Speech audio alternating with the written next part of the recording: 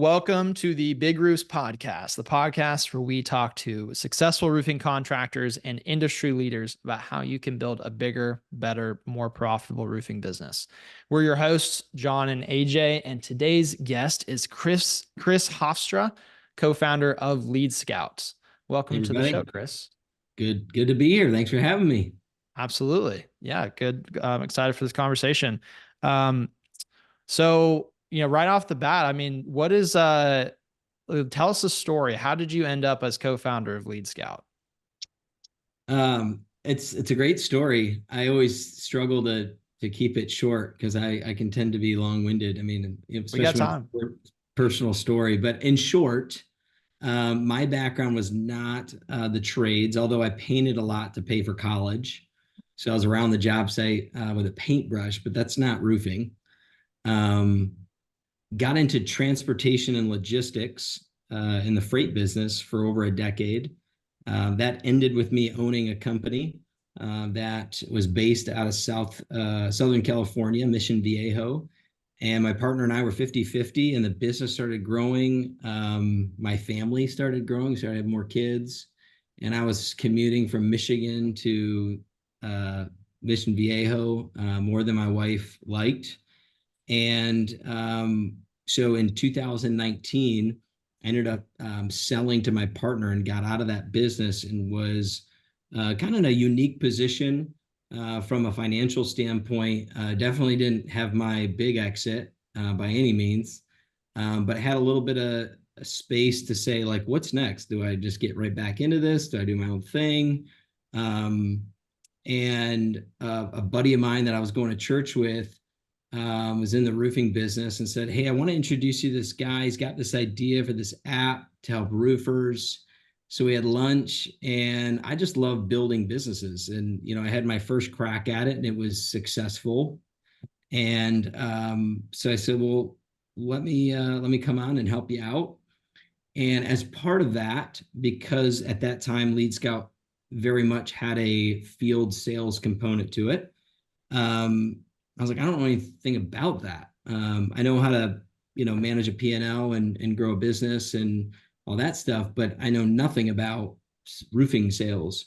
So I ended up, like I said, AJ, I ended up joining forces with early customer when we were kind of in our beta phase, when the app was, in our basement phase, as we called it. And I just started knocking doors and I jumped right in. Like I morphed into the roofing salesperson. And I did that for 2.5 months. So, nowhere near what a lot of guys listening probably had done, or maybe even what you did, AJ, in the past. But I learned a lot. I'm a fast learner, so I didn't need to knock any more than that. I got enough no's, enough door slam my face. I was bit by a couple dogs. So I got my fair share. I knew what I was dealing with. And so then I obviously took that and transitioned right into, okay, let's go from a basement, napkin sketch, app to something that we can actually make scalable and bring on thousands of users, hopefully. Which, if anybody's listening to that has thought about, building an app, and it's like, well, what does it cost? Like 50 grand to build an app? It's like, not if you want more than 12 people. So, if you've ever thought about building software, and I get this question a lot, guys, right? Like, oh, I got this idea for an app. And I love the eagerness and the excitement. And then when I tell them it's going to be like $1 million just to get started, they're like, what do you mean? It's like, well, if you want it scalable, if you want to sell it, it's going to be, get ready, buckle up. So that we were ready to do that. And so that was back in, like I said, 2019.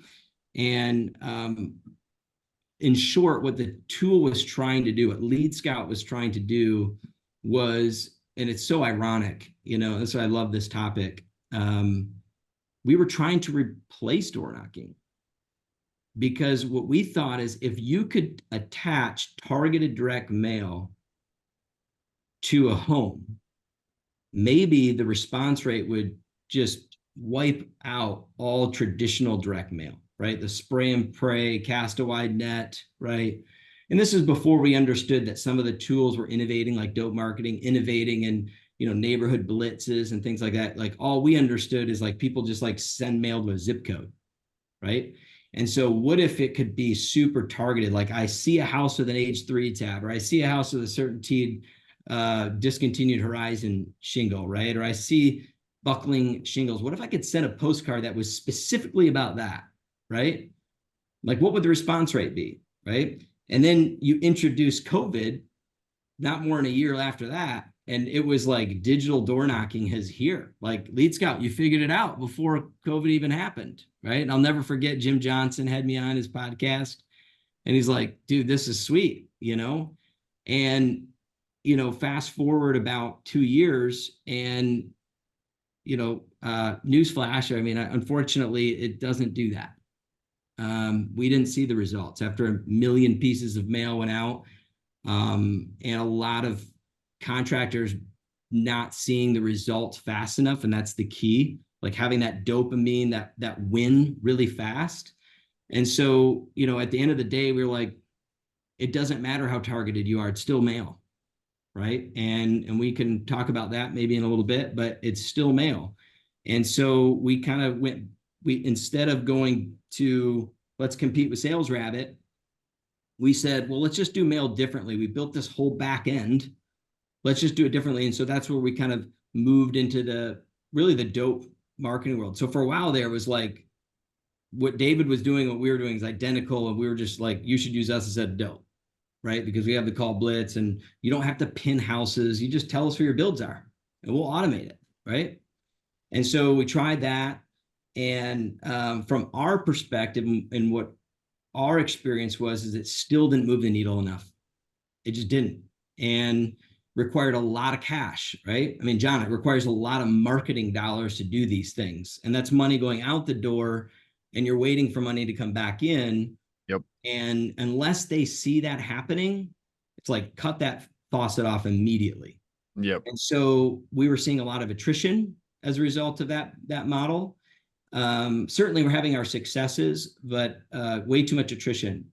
So we said, okay, we've tried all these things. Let's go back to the tried and true. And I was saying this to you, AJ, before you hopped on. We were also seeing the writing on the wall, or thought we were seeing the writing on the wall, that was like, listen, the market's not going to stay hot like this, right? I mean, we started Lead Scout in a lead boom, and we've been in one. And so we knew that if things start to cool down, people aren't going to spend more money, right? They're going to have to get back to the traditional grassroots things, right? They're going to have to like hustle. And what does that mean? They're going to need tools like a canvassing tool to track that and keep them accountable to that. So we went after the Sales Rabbits and the Spotios and those tools to say, there's a gap here. And that gap is, those are really powerful tools. I got nothing negative to say about them. Even if I did, I wouldn't say it out loud. But the reality is they're extremely powerful tools, but they're CRMs. And a lot of the marketplace doesn't need another CRM, right? They got ProLine. What do I need another field CRM for, right? I need something simple that allows me to track the behavior that I want to see out of my salespeople. And that is 10 doors per appointment or 5 doors per appointment or whatever. We'll talk more about that in a second. So we went after that. We said, let's just be the simple, easy to use, no frills, right, tool. And so that was kind of the direction we took early last year, and had been full force, building that. So I know kind of giving you the Lead Scout background, you asked about me. So my two partners, they're, in our, new basement, because we're still a startup, writing code and trying to round out our feature set. Without being too complicated, right? We don't want to fall in that same trap of just building feature after feature and then people are like, oh, I'm overwhelmed, right? And so that's been our approach, but we still are able to offer the direct mail. It's all there. We didn't get rid of that. We just don't lead with that. And then some other fun stuff that we've, kind of unlocked with phone numbers and things like that, which you guys can speak at length to as well. So yeah, so I mean, I'm really just kind of the guy that kind of pulls it all together. I've developed relationships in the industry. You can see my LP hat. We got a great relationship with LP, and that took a few years of building that. And so they're a great partner of ours. And that's my job. That's my role. And so we make a great team. Nice. It's a Yeah, good story. that's a good story. That's when did you guys start? That was This 2019. 19. Early 19 is when we had a actual app on the app store. We were only iOS for a long time, Yeah. and then moved to Android, and still wish we weren't on Android, but we are. Kind of have to be. Sorry guys, if you've got an Android. Oh, you're not on Android? No, we are, but I wish we weren't. It's pretty funny. Yeah, it's the ugly stepchild. We have to maintain both for us too, and You have it's to. like it's just we have constant issues. Like I just got a message today about someone on an Android phone, and it's just like they're like, oh, it's just a spinning wheel of death, and I'm like, I mean, it's working for other people. I don't know Yeah, what's going on with the Android phone, but well, like we're trying to fix it. Like we're not just saying of like tough luck, but like we're course. trying to fix it for them. But But it's your first question is, you have an Android, right? yeah, yeah, right, yeah. Yeah. Sorry. Um, You're breaking up right now. Yeah. um, but yeah, there's some good Android phones out there. It's just that there's a lot of not good Android phones out there. Mhm. Well, yeah, so that's great. I love that story of sort of pivoting to the market, finding like how you guys can find a way to help roofers, and help contractors. And Mhm. that's so important. I mean, we've done the same thing. We started in tail end of, well, really beginning of 2021 officially, but started working on this. Well, really we started working on this 2017, but we turned it into a business in end of 2020. And but we just made a huge pivot because we were just as a marketing tool up until last February. Well, actually last August is when we launched the Yeah. CRM. We started Yeah. working on it last February. So Yeah, because totally, John, when you reached totally get out that. to me, I was kind of the CRM angle. I was kind of, because I saw you, AJ, at Dimitri's in 2021, and Yep. you were the marketing phones. I mean, it was all about, phone automation and things like that. Yep.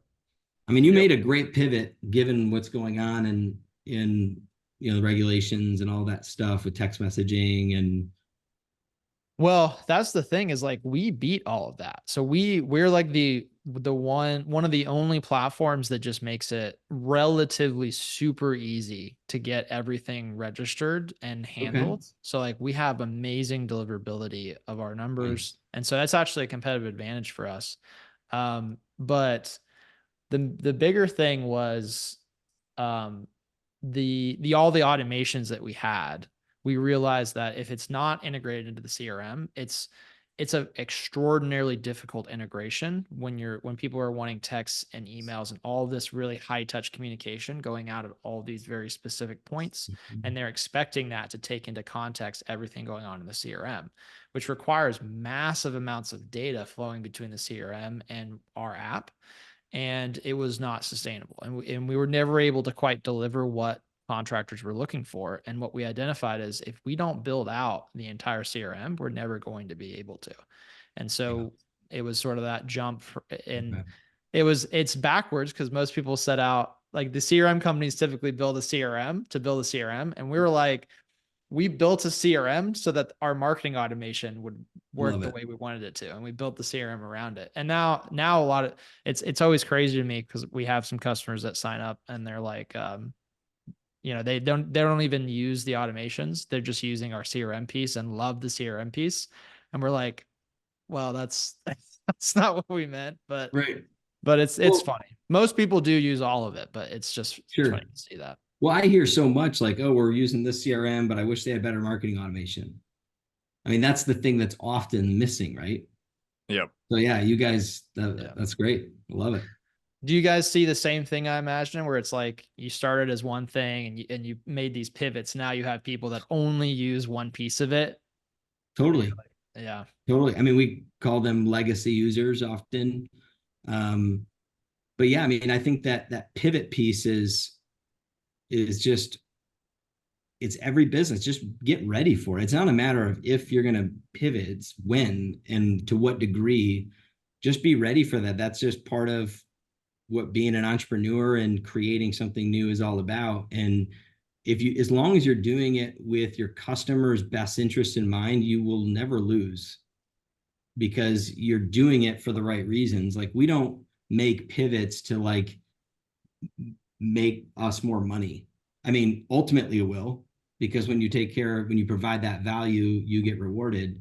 But unless your user is not seeing direct utility and value from what you built, you have to pivot, and you can't, well, we spent so many hours building this. Yep.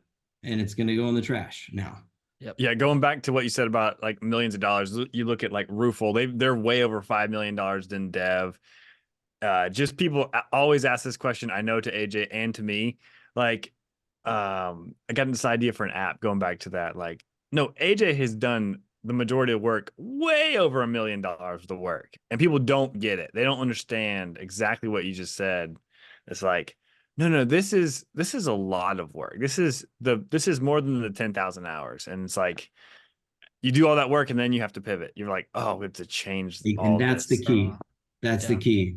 It would assume that what you set out to build is exactly what will be in 2 years, and it will not be. Yep. It's not. We're doing that right now in the roofing business. Like we're like today, we're figuring out, all right, how's the market changing?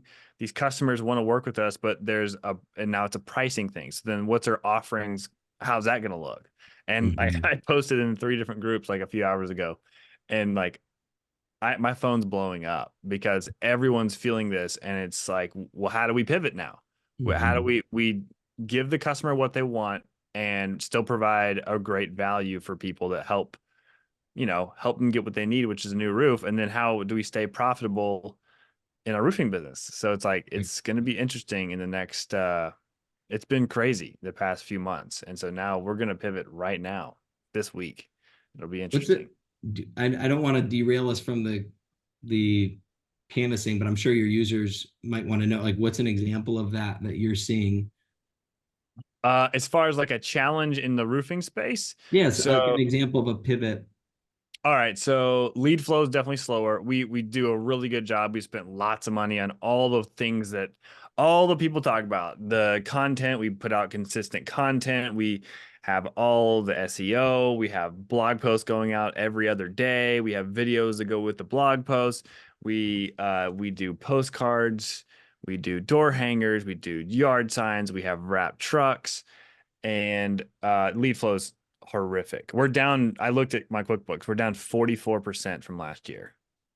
So, yeah.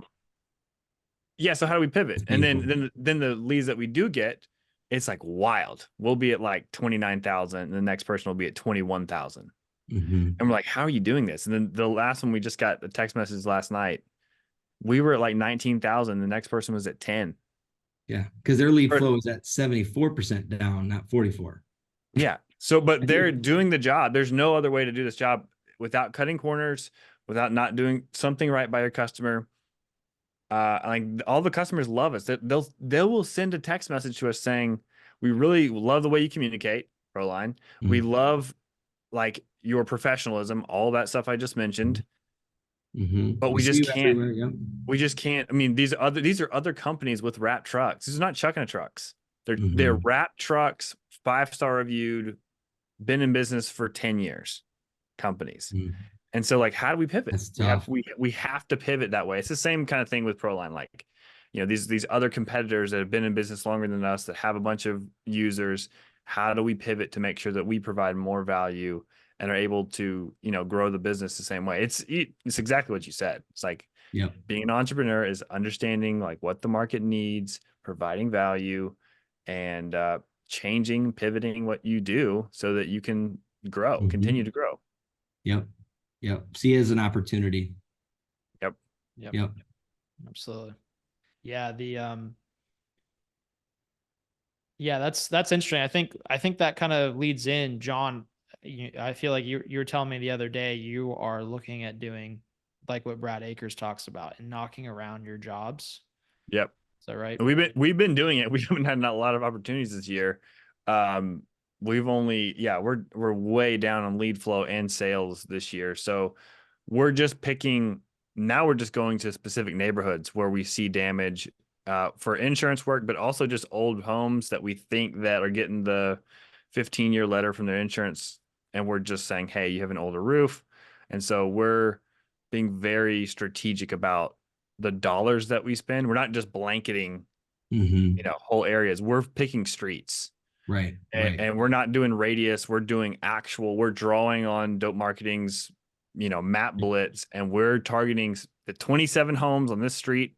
And we're going to go target those homes between as little as 3 waves, but generally 4 to 8. Yeah. And we're trying to just, mail is mail, like you said. But if there's 8 of them, 8 pieces of mail, then and then there's a door hanger. You're going there. That's the key. And you're going there. I feel like that's the missing piece that needs to be understood is you're going to do that, but then you got to go there to maximize that investment. You just set all that up with Dope. You're spending the money. So maximize that investment by going there. It's hard to do when you've got a million other things going on. Especially it's like, well, how do I do that in an organized way? How do I, and that's where Lead Scout obviously comes in, which we'll get to. So a quick question for you though, John, just logistically. So when you identify those areas, those 27 homes are based on like some of the demographic tools that Dope has, right? Or they're actually not. They're just based on visual. We're driving in neighborhoods. The majority of these roofs need to be replaced. Okay, Let's so target them.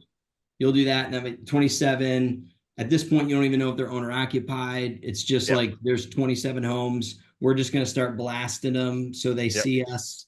And then we're going to go into the neighborhood. We're going to do our flyer 1. We're going to knock the door if they look home, right? That kind of a thing. Okay. And then we're going to put we're going to put yard signs at all the entrances. They're going to stay there at least.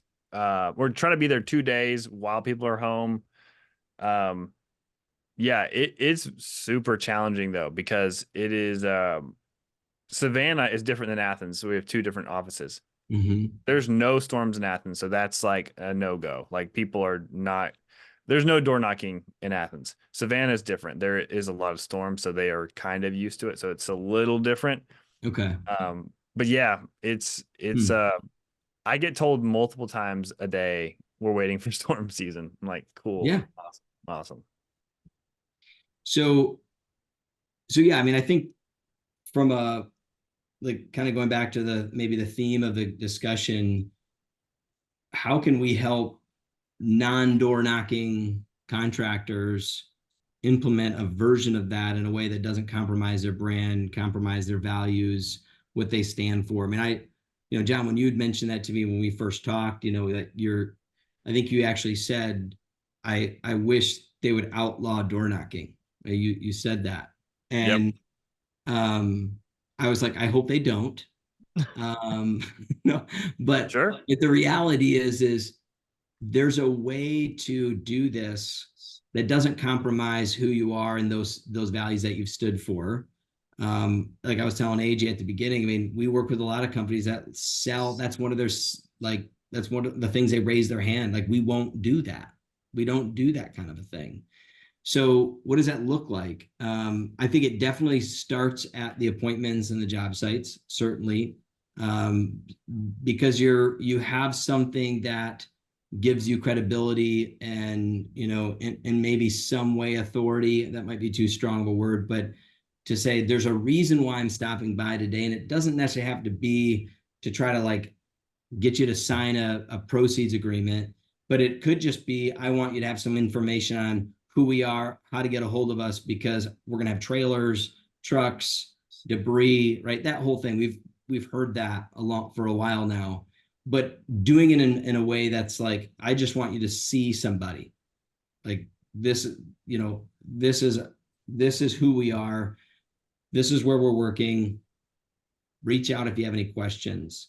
And of course, it's a soft ask for an inspection or whatever, right? I mean, I always lead with, when was the last time you had your roof inspected? It's an open-ended question. It's a fair question. And I know the answer is going to be almost every single time, unless it's Savannah and there's tons of storms or, these storm areas. It's going to be like, what do you mean? Never. Oh, well, maybe we should do that, right? And you point out some characteristics about the roof that would suggest that it's probably time to do that. But I think, going back to, I would say the first thing you do is you don't knock the door. The first thing you do is just deliver a flyer. Yeah, that's what we did. That's our process. So like it's not exactly what Brad Akers teaches in his program, but which is a great program, by the way. But it's very close to that. Like we are leaving a door hanger. We have two different types of door hangers. One's for the inspection. So if we're doing an inspection, not even a build, we're just inspecting your neighbor's home. Yep. Hey, we're in the neighborhood. This is very common. People know about this. We're in the neighborhood door hanger. And then during the build day, we do another one. Hey, pardon our noise. And those are pretty powerful because they have a QR code. They'll scan it. We track. It is wild to see. We don't have individual QR codes for each piece of print, but we can see the leads flow through Roof Quote Pro because they're scanning the QR code. Yep. And we're not as sophisticated as like knowing which piece is getting scanned, but we know that it's actually working. And I totally agree with you. If you spend all the time, effort, energy, and money to send these postcards, you've got to actually double, triple, quadruple it up and for at least 3 or 4 different types of impact, impression. And like, you can't, it's got to be the truck. It's got to be, all of those components. You can't just do the one thing. It's not going to work. Even in good times, it doesn't work. So I totally agree with what you're saying. You have to invest in the whole process, the whole system of doing all those things. Yep. 100%. And I think if you start with the flyers, what it does is it creates the habit of just getting out of your truck. Like at some of the shows last year, we had a bunch of t-shirts made up and it just said, get out of your truck. Because really that's the hardest door to open. And so if we can be a non-door knocking company, but still have the mentality, the hustle of someone that does, simply because we've made the journey from the truck to the door and left something at the door, right? And then, I would say the second step still isn't knocking the door. It's going to be writing something, right? I mean, I've been around enough guys that are just scared to write something. Well, I got bad handwriting. I don't want to spell. That's okay. That's the best part. Yeah, do that. That's the best part. So now, whatever your color is, go get a Sharpie marker of that color and write it on the flyer, right? That's step 2. That's the 200 level class. 100 is you just got to put something on a door. 200 is you got to write something on it. And then 300 is maybe you just start with the ones that are like obviously home. There's a garage door open and kids running around, right? And then you just work your way. It's those baby steps, working your way to the point where you feel comfortable putting your fist on the door and saying hello. And I think, and depending on your tolerance or where you want to draw the line, that's where you just decide. Like, listen, maybe we just never put our fists on the door. It's just the way we're going to do it. But what I am going to tell you, we're going to do more doors than the guys that are putting their fist on the door, because we're not putting our fist on the door. It means we're going to get to more doors. So if we can get to more doors, then using Lead Scout, we can track how many calls do we get for every 100 doors that we hit with a flyer, right? We have to have that number. And that number is going to get more and more accurate as the hundreds stack up, right? Because our sample is more statistically significant. And we eliminate more variables. I mean, it's a scientific method. We're just going to do it over and over and over. It's a numbers game. And then we're going to see, and then we're going to use that as the storytelling to our new hires to say, listen, you get paid for all of the people that don't call us. And they're going to be like, what are you talking about? Right? I mean, when I'm doing this, I say, you get paid for all the people that slam a door in your face and, say something nasty to you. And he's like, what do you mean? Well, if I hit 100 doors, I promise you I will set 3 to 5 appointments and I will sell 1 job. I mean, I could literally go do that right now, right? Give me any neighborhood, I don't care, storm or no storm. That means that if I made $2,000 off that job, All I got to do is take 100 doors divided by 2,000, or 2,000 divided by 100 doors. I get $20 bill. That means there's $20 bill on 95 doors, the ones that said beat it, slime ball, right? That I just collected just by going up to the door, right? So my mentality is I got to get to the 95 to pull the $20 bill off every single door to get paid. That's where the money is, right? The money's in the nose, or the money, and if you're just doing flyers, the money's in all the homes that just took your flyer and threw it in the trash. That's okay, because one or two people called you and you sold the roof. Yep. So, that's, I guess maybe to put a cap on that, AJ, from how do we help? I mean, take those baby steps, understand that it's a flywheel effect. It's small pushes over time. It's not the first door. Although I did have that happen once, by the way. I flew out to Springfield, Mass, did a coaching session, literally the first door we signed up. I'm not kidding you. It was amazing. Those are great. Those are great. It was amazing. I've done that one time when I was door knocking as well. And it's just like, it's magic. You always want to recreate that, but then like it's hard to go from that and then get back in the mindset of like, oh, well, now I need to hit like, what is that? 180 something doors. Right. Yeah. But yeah, no, I love that mindset. And I think from my history with door knocking, that would help me a lot, because I got burnt out doing door knocking. And I think the other way that I thought about it, which didn't end up serving me long term, but I've always thought of it as like, I'm not knocking the doors for the people that are going to yell at me. It's for those 5-10 that are happy to see me. And then like some of those people are going to become sales, or at least going to become leads. But I like with the way you're putting it even more, which is like, oh, there's a $20 bill on each one of those doors that either doesn't answer, or, yells at you, or whatever it is. That makes sense though. You've charted a good path here, because even that mindset's probably scary to a lot of guys that are just getting into door knocking or experimenting with it, like John's guys are. And so it's like that. I love that. Okay, work up to it. Let's do the flyer. Yeah. Let's do the flyer. Let's then write on the flyer. That's a really good idea. I hadn't heard that one before. And then only after that is like, then you can start looking at knocking. Yeah. And maybe you only reach out to someone that's outside, right? If we're trying to create as stair step as possible, it's like, okay, well, if you see someone outside, then, we've worked our way to that. Then just say hello,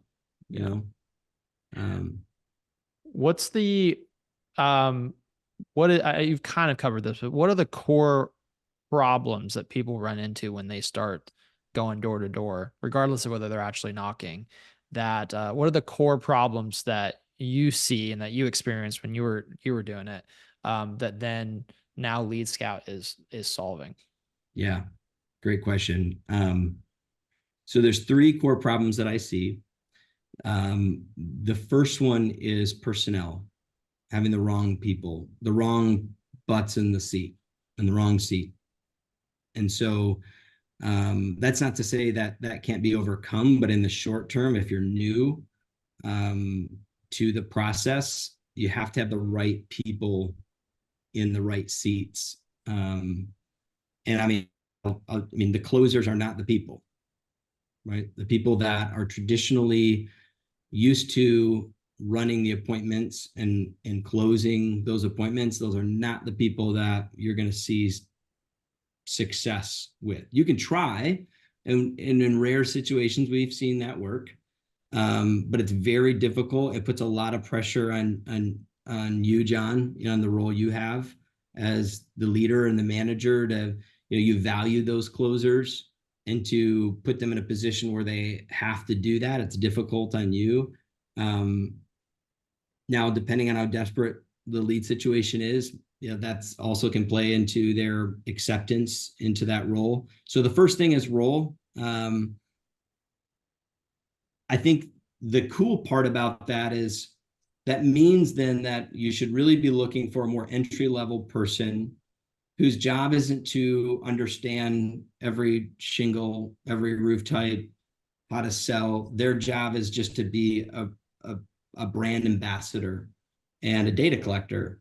And so that entry level role are more likely to adopt that position, that job description. But then the fun part is, John, that becomes your future closer potentially. And now you've instilled a mindset that will make that person never go hungry. I mean, think about it. Like, if you know how to get out of your truck, you'll never go hungry. If you're just a good closer, you rely on somebody every day of your life. So if you can raise up your next generation of salespeople that came from sweeping the floors, I mean, that old adage, right? They're going to be better salespeople in 3 to 5 years, or if that's the path that they're on with you. It's a career path. So I think personnel is number one. And then the next two really are less to do about the personnel and more to do with just expectations and inspections. I'm still trying to figure out, the kind of the wording around that, but the reality is employees expect what managers inspect, right? And so create what I see fail. The challenge is they don't have a clear SOP, clear expectations, or they do, but they don't have the inspection part. Could be they're scared. They don't want to inspect it for fear of what they will say or do when you see that they have a big goose egg with how many flyers they hung out, handed out that day or that week. But the key is creating very clear expectations and then making sure there's a process to inspect it. You can have the best SOP, but if no one's inspecting it, then eventually someone's going to be like, well, it doesn't matter because no one is checking up on me. So I see those two, and as we vet out customers just as much as they're vetting us out. Like free trial, I mean, I'm free trialing them too, right? Like, it's a little bit different relationship, but the reality is, like, I try to get, when I have the opportunity to have a conversation with a potential user, I try to get at, like, what is the driving force behind it, and are they ready to create those expectations and to have the inspection? Because otherwise what's going to happen is it's going to get unused. And then, John, like anything that you've subscribed to or tried, and it leaves a sour taste in your mouth. And even though it was like not really the tool's fault, unfortunately, they take the responsibility, and I accept that. I obviously didn't help them get to a success point. So I really do, we do everything we can to help them understand. And we do that with direct mail too, right? We don't sugarcoat anything. You don't just get to send a couple mailers and see what happens.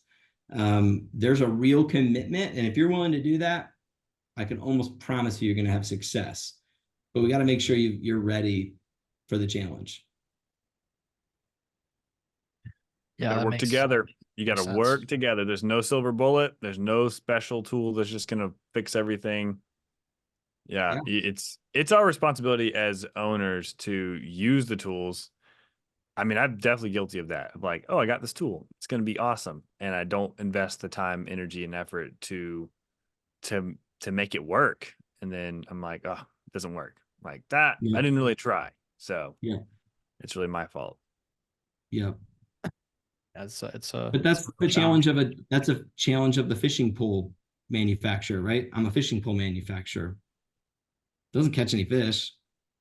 You have to, you have to use it. And so what can I do I mean, that's kind of where we're at now. It's like, if we want to get to the masses and eat with the classes, as John Broche says, right? At least he said that to me once. I love that.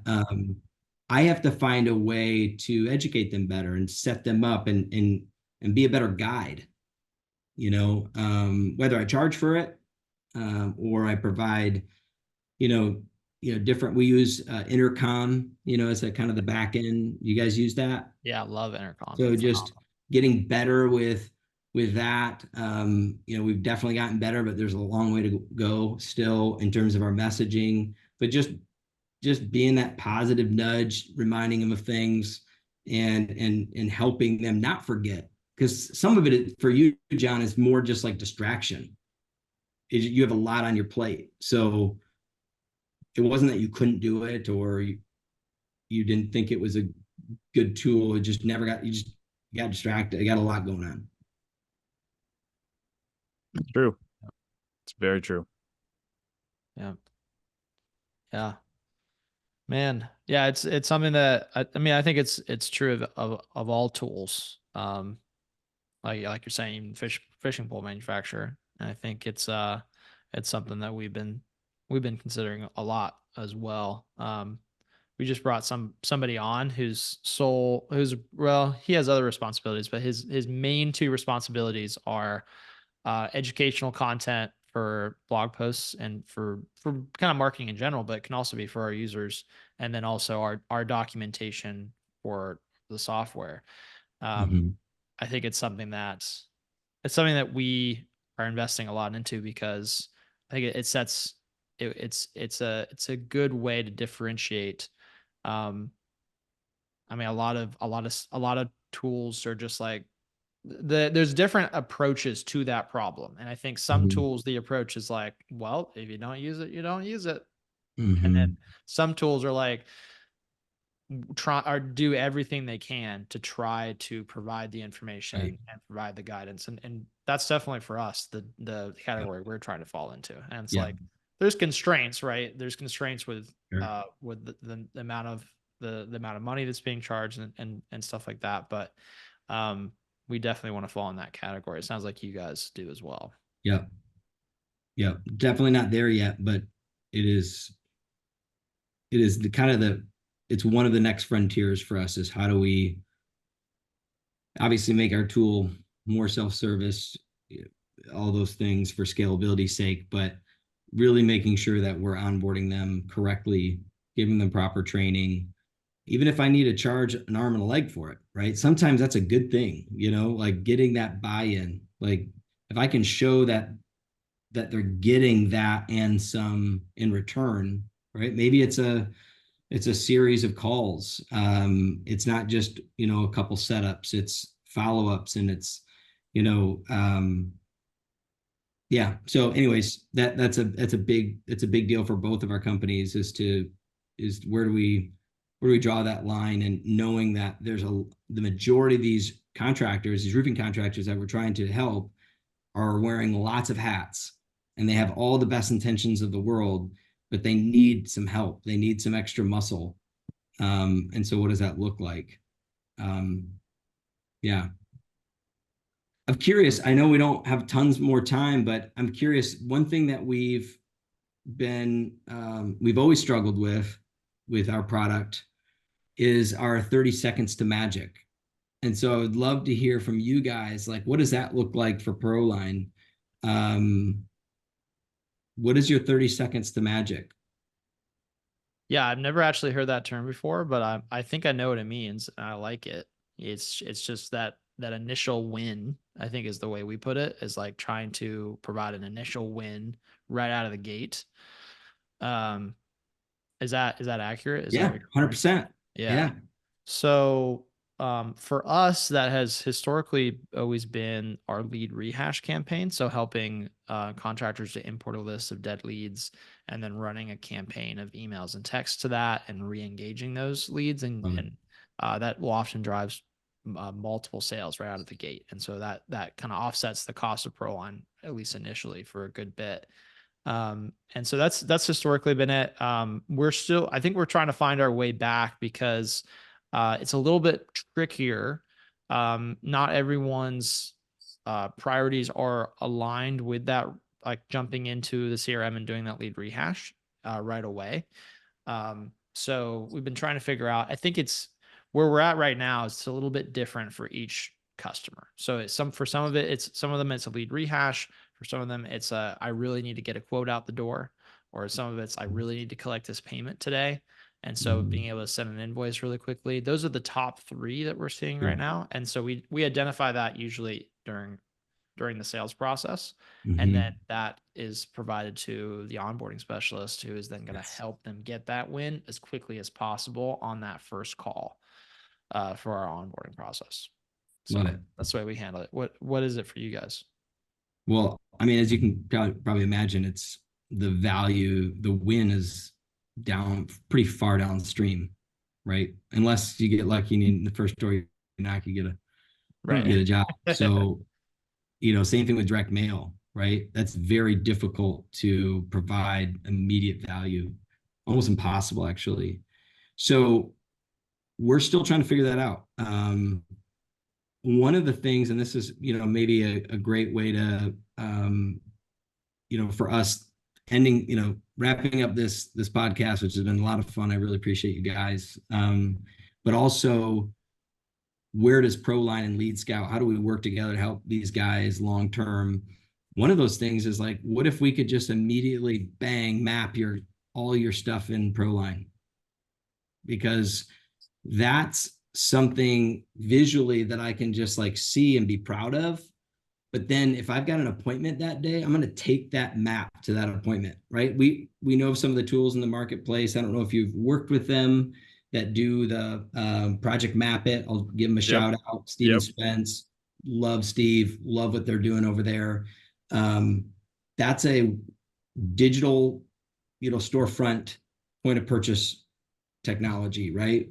Very robust in terms of like all the things that you can do with it and show the homeowner when they're on your website. But what about like the tool in your hand when you're at the kitchen table, right? Like instead of telling them that you're the local trusted roofer, show them, like show them the map and zoom in and be like, oh, looks like, okay, I didn't even know we did that roof. You've been around for a while, you forget. So use that. So, what would it look like for us to say, if you're with ProLine, we can have all of that data, all of those addresses that are in a glorified spreadsheet, organized, mapped for you with a little bit of information, right? Not maybe to the extent that a Project Map It would do it, but maybe like what color, how many squares, right? Something simple, name, obviously, of the homeowner. And then just say, hey, if you're curious what a Weatherwood looks like, here's a couple, right? And so that's one thing. And we can do that today. In fact, that's something that we do as an additional, like, how do we continue to dig roots with the customer is like, let's start there, right? If you haven't developed the door knocking process yet, or you're still rolling it out and it's still kind of, you're not really sure when that's going to come to fruition, I'm guessing you're going to run a couple of appointments this week. So let's get that customer list uploaded. Well, I only have 100 or I only have 20. That's okay. Homeowners they don't know what we know. Show them the 20. Yep. I think that's a super powerful thing. I was actually going to ask that question about like, okay, so if we talked about the type of company that I have run for the past 8 years, and there's other people listening and watching that are like that have never door knocked. There's two things that I can see Lead Scout helping with ProLine is, and even without ProLine, understanding where you're putting your door hangers, understanding where you're putting your postcards, and not overlapping, wasting money essentially. And then just your appointments in general in a visual form, just like what you just said. Like I'm just visual learner in general. I'm always trying to figure out how I can show things versus tell things. And for our entire team, not just our sales team, but it's helpful for them to see just the appointments we've done, just the inspections. If you show that to a customer and there's like dots everywhere on a map, just where you inspected, like, oh, you've been around. Like that's a very powerful thing to do. And then you're showing the ones that you actually did. Like that's very valuable. And that's actually something through Brad's program where I'm like, do we need Lead Scout? I've actually talked to Clay and Cameron about it. It's like, when we start doing this, we just started a month ago doing this whole thing I talked about. I can already tell, like, we're going to get confused. Which neighborhoods we went to, which neighborhoods, when we did it, what stage that address is in. And so we need to organize and to not waste time, energy, effort, and money on the same prospects and make sure that we're doing actually systemizing that part of the marketing process. Yep. Well, and your guys that are doing that likely weren't around when you sold your first roof, so they don't know where that is. Nope. But if it was on the map, then it's like, oh, cool. I didn't know we did a roof here, right? Yep. Yeah. So Yeah. I love that, and it's super easy to do right now in ProLine because our users can go to the projects list. They can create, so they can control whether that they want the list to include all their customers, or all their sold customers, or all leads, or all inspections, or a combination of those. So you filter it, export that to CSV, and I'm imagining that they can upload that via CSV to you guys, right? super easy. Yep. So good to go there. And then the other side of this, we haven't talked about this yet, but tell me what you think about this. So people, obviously there's leads being entered in Lead Scout, right? People are at the door. And do you guys support putting in like the name, the email, phone number, all that stuff? Yep. So as we were talking about earlier, you guys have a Zapier app that users can use, and we have a Zapier app, so that could be connected. And then new leads that are being entered into Lead Scout could get added into ProLine and automatically start a email and text campaign on our side from that sales rep's number that put the lead into Lead Scout. It can all sync up, and then now they have a campaign running on the ProLine side that is then going to re-engage. So in that campaign, I haven't put any thought into this yet, and we don't have a template for it, but maybe we'll talk to, maybe this is something that John and I will work on putting a template together for our other users around like post door knock follow-up. So they are interested in an appointment, I guess would be the main next step, right? And then putting them into a drip campaign that's keeping them warm and continuing to engage them over time leading up to that 100%. appointment. So I think, what's your thoughts on Easy. I mean, because you can have custom dispositions, so we could zap, interested follow up, right? You could have set an actual appointment, right? Maybe there's something that you want to trigger for that, although that should be going directly into ProLine at that point. But you could maybe start that process by zapping that address with some information to ProLine as a set appointment. But yeah, whatever the disposition is can be sent to ProLine or not sent to ProLine. Maybe there's certain, and this is something to be thinking about, like maybe there's certain like repositories within ProLine, like we have one disposition that's hot lead. It's very generic, but it's like you can use it however you want. Maybe hot leads we send over to ProLine to do XYZ, but not home, not yet, right? I mean, especially if you're hitting lots of doors, that's just a lot of data that you maybe don't need to be doing. Maybe not interested, right? Maybe that one you do because you want to have some type of messaging for the not interested. Because the reality is on 100, you're not going to talk to more than 30, 40 people. And so of the 30, 40 people, I'm going to have like, let's say 10 positive conversations and then 20 negative conversations, or just like, hey, thanks or no thanks. And they kind of quickly shut the door.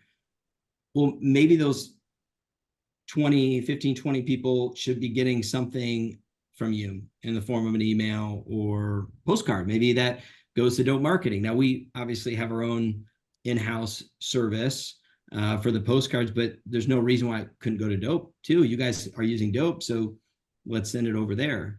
So yeah, 100%, AJ. Cool. Yeah, that's definitely something that could work really well. So excited about that. It's actually on our ideas. We have an ideas and roadmap board that maps out what everything's in development, and our users can add ideas to it. So we have there's a Lead Scout integration on there currently. Sweet. And so I think we'll probably move that to live, since now we know that we can integrate through Zapier. Yes. And then maybe we'll create a new one for like maybe a future like more direct integration and see if that's a need down the road. But yeah, Love it. be really cool. Well, this has been awesome. Let's start to wrap up. We usually end every episode with a question, same question. Just what are you looking forward to the most this week? This week? Yeah, this coming. Well, golf league starts tonight, so I'm gonna just pick that one. I missed the first 2 weeks due to some travel, but I'm really excited. Love golf. I've got 3 kids at home, 10, 8, and 5, and I don't golf nearly as much as I used to, but I play every Tuesday night. It's a great time for me to just get together with my buddies, have a couple of brewskis, and shoot my bogey golf. Yeah, so I'm really, and just like the season, right? I'm in Michigan, guys, so it's like, here, it's lots of clouds. So the sun's starting to come out, and that means I can start swinging the sticks again and be outside. So I'm really excited about that. Nice. I like it. John? Oh, just implementing this new lead scout idea that I just had. And something I need to figure out something to organize our I'm gonna talk to our team today, actually, because we've got to figure out a way to be more efficient. I'm pretty focused on the business right now, on just making sales, pivoting. That pivot I talked about before, like I'm looking forward to. It's a challenge I'm accepting to overcome. That's how I'm wired. So that's what we'll be doing this week. Let me help you with that, John. Seriously, let's set up a call. I'll just go over kind of nuts and bolts, how the app works. You'd mentioned creating territories for the direct mail and dope. That's great. You can create territories in Lead Scout. We have our own built. We have your nodes, and you can create your we built it for direct mail as well, but we've kind of repurposed that to say, well, really, you should just tell someone to go there. So here's it's in your to-do list in the app. And then it's like, here, this is my territory, and this is where I'm going to go knock. And then you can obviously track their progress. So if you wanted to take that approach, certainly we could help you set that up as well. I'd love to help you. Let's do it.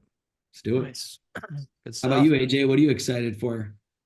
Oh, there is so much happening. We are bringing on a new sales rep this week for ProLine, which I'm really excited about, and expand our sales team a little bit and take a little bit of pressure off of James, who's our head of sales and marketing. So, really excited about that. That is exciting. So, all right. Well, thank you so much, Chris. And thank you so much, everyone, for joining us. And we will see you next week.